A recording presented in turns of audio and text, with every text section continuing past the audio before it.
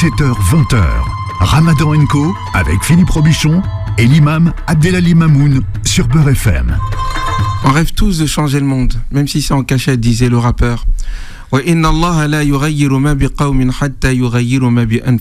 Dieu ne change pas l'état d'un peuple tant que les membres de ce peuple ne changent pas ce qu'ils ont en eux-mêmes.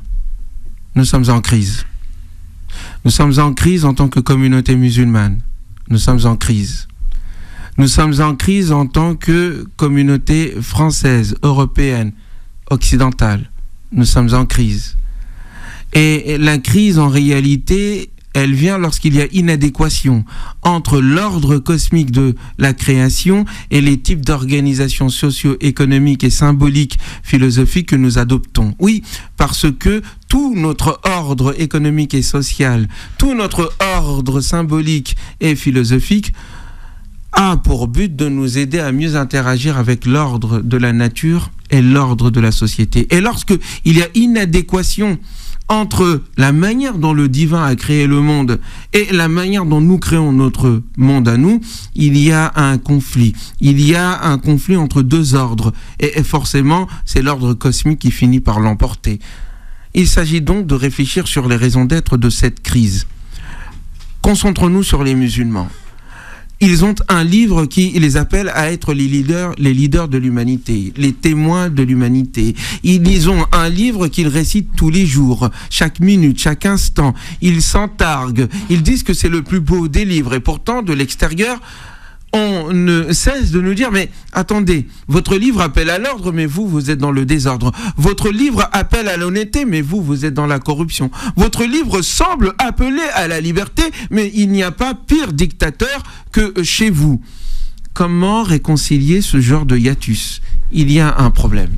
Un jour, le prophète, sur lui la paix, avait rencontré un de ses compagnons qui était à la mosquée, entre la prière de Zohr et la prière d'Al-Asr. « Que fais-tu ici ?» lui dit-il. « À une heure où ça n'est pas le moment de prier. » Je ne vais pas vous dire la suite de la réponse. Ce qui m'intéresse ici, c'est l'interpellation du prophète sur lui la paix. Chacun d'entre nous aurait pu se dire, mais il est bon de rester dans une mosquée, d'avoir son chapelet aussi long que 30 mètres et de réciter les noms de Dieu toute la journée et à prier en genuflexion sans s'arrêter. C'est là le signe d'un homme saint, c'est là le signe d'un quelqu'un de bien. Et pourtant, du point de vue du prophète, donc du point de vue de l'islam, cela n'a rien à voir avec l'islam. L'islam est la religion, la vision, la philosophie qui relie les besoins du temporel aux besoins du spirituel, qui n'encourage pas ses adhérents à s'enfermer dans une mosquée, dans des retraites spirituelles qui n'en finissent point, là où le prophète lui-même est sorti de sa retraite spirituelle qui avait lieu avant la révélation et n'y est jamais retourné après la révélation, transformant ainsi le monde. Il y a une crise car la façon dont nous nous éduquons en tant que musulmans. Il y a une crise car la manière dont nous comprenons la religion comme étant une retraite par rapport au monde d'ici-bas nous met dans des situations de crise, dans une situation de dépendance, dans une situation de colonisabilité, où cela est fait pour nous convaincre et nous former dans une illusion qu'il suffit que nous soyons en situation morale de relation avec le divin, hypocritement bien sûr, tout en mendiant à côté pour que Dieu soit satisfait de nous. Mais les anges n'ont-ils pas voulu avoir la place de l'être humain en tant que lieutenant de Dieu sur terre ? Et cela leur a été refusé. Et ils ont dit, mais nous glorifions Dieu, nous prions tous les jours, nous jeûnons tous les jours, nous chantons ta gloire tous les jours. Et pourtant, l'excès de religiosité, de spiritualité qui est normal chez les anges n'était pas ce qu'il fallait pour diriger la terre.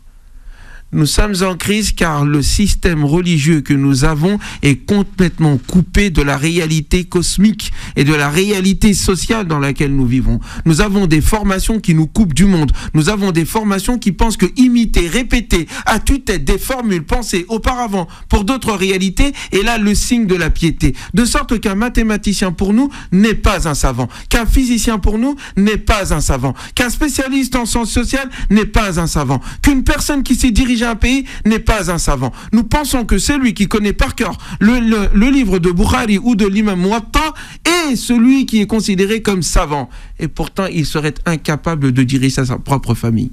Et pourtant, il serait incapable, après avoir fait 5 années, 10 années de fondement du droit musulman, de faire une constitution pour un pays.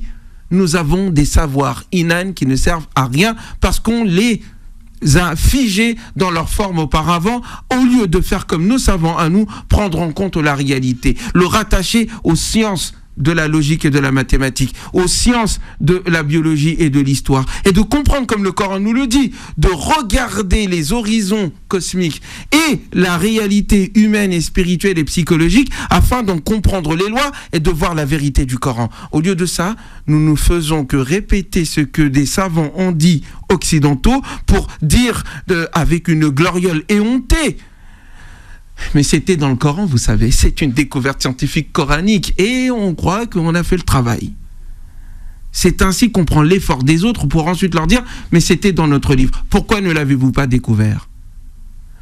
Apprendre par cœur sans comprendre est de la fainéantise intellectuelle. L'imitation est une idolâtrie intellectuelle. C'est l'effort qu'il faut. Dieu nous demande de compléter notre spiritualité avec nos besoins temporels, de faire preuve d'intelligence et d'être non pas de ceux qui mendient, parce que nous n'utilisons plus la science et la technologie qui nous rend autonomes, mais être ceux qui sont devant dans le progrès social, économique, politique, technologique et scientifique au service de la justice. Sinon, nous serons remplacés par d'autres qui seront mieux à même à faire cela, quand bien même ne seraient-ils pas musulmans. Que la paix soit sur vous. Ramadan & Co avec Philippe Robichon et l'imam Abdelali Mamoun sur Beurre FM.